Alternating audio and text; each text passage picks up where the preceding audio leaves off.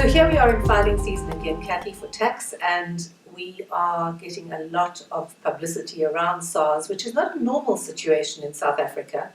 The last week has seen SARS being found to be less than effective in the way they are dealing with the media on issues, which has created quite a lot of humour in the workplace around SARS, and none of that is good for all of us.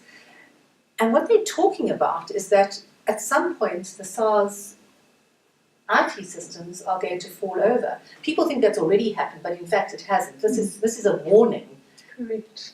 And why? What do you think's happened? What's changed? Well, I think we know that maintenance on the systems has actually stopped over the last number of years, and it's a pity because at a point SARS was recognized internationally as having some of the best systems in the world, and South African business and ordinary people have benefited from having super IT systems at SARS, which means that while people do still walk into a SARS branch, it's becoming less and less necessary, and I'm sure businesses don't do so. But the thought of having to unroll and go back to some kind of manual process is certainly alarming.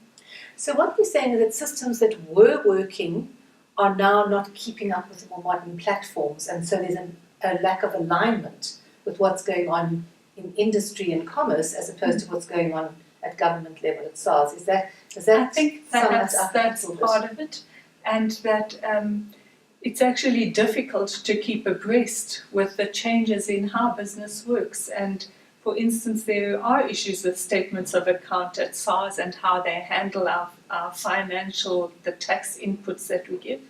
And most recently, at least 3 versions of EasyFile released during this filing season, which have required, firstly they were released to fix problems, but then also required that the way people report changes to accommodate their most recent version, which is now apparently not going to be updated.